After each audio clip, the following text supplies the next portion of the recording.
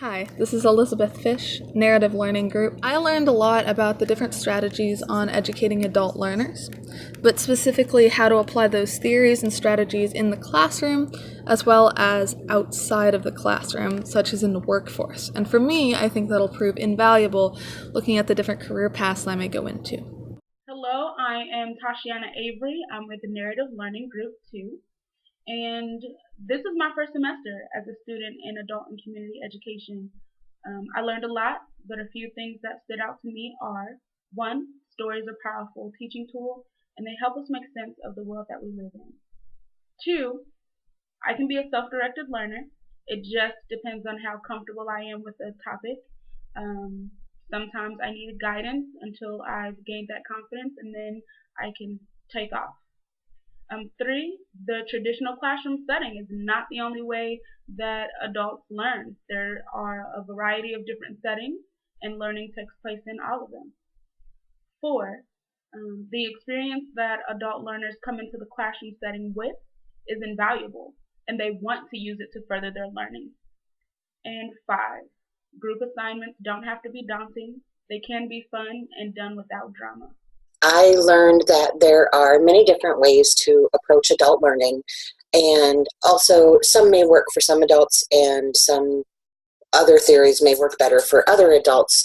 So it's good to have a general understanding of all the different theories, because then you can put to use what will work best for the students that you're working with.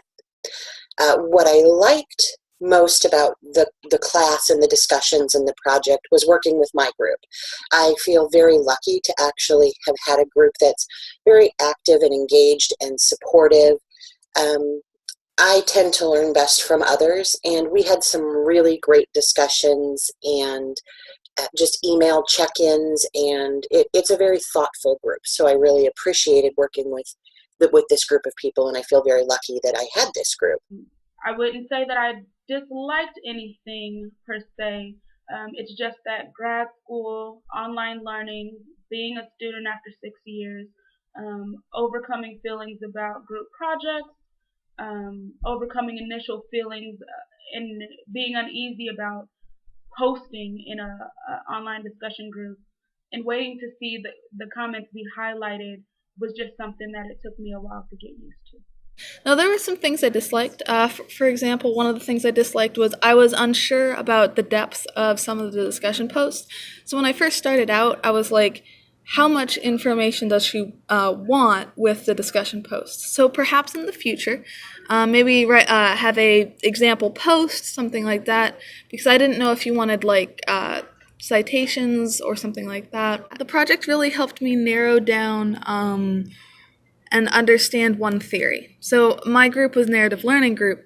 It really helped me understand narrative learning theory even better. And one of the things that I thought was really cool about especially my group is when we were talking about how we wanted to create the design of the project, we all were throwing in examples and talking about things in a deeper way. And for me, that was really helped me better understand the topic. The project helped me to understand how to use narrative learning to generate a discussion in a class and in a group, but I also learned a lot from reading the blogs and the projects of the other groups, because they had some really interesting ideas and they got great feedback from their reviewers that helped me to understand the way that I may approach things in my work in the corporate environment.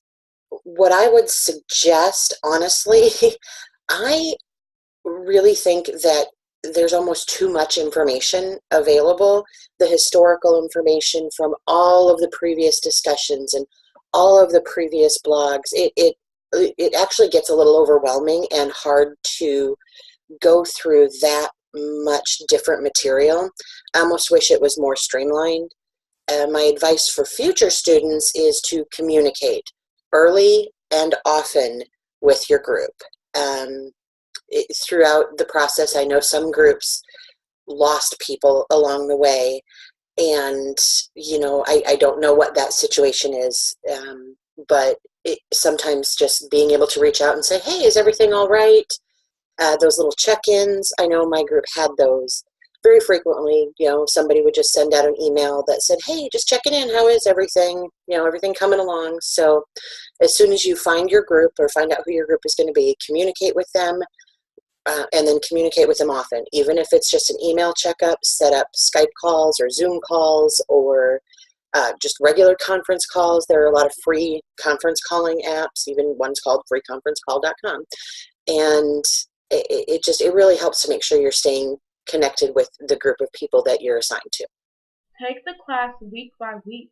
The weeks are separated. Know what you have to do for that week and give yourself enough time to do it so that you don't become overwhelmed. I would also suggest that you communicate, over communicate if you need to. Let your classmates know if you need more time, if you need help with something, if you need something to be explained more, or look at the discussion groups to see those different perspectives and insights, because that may help you gain a greater understanding for the readings for the week as well. But whatever you need, let it be known, because no one knows how you're feeling but you. And good luck.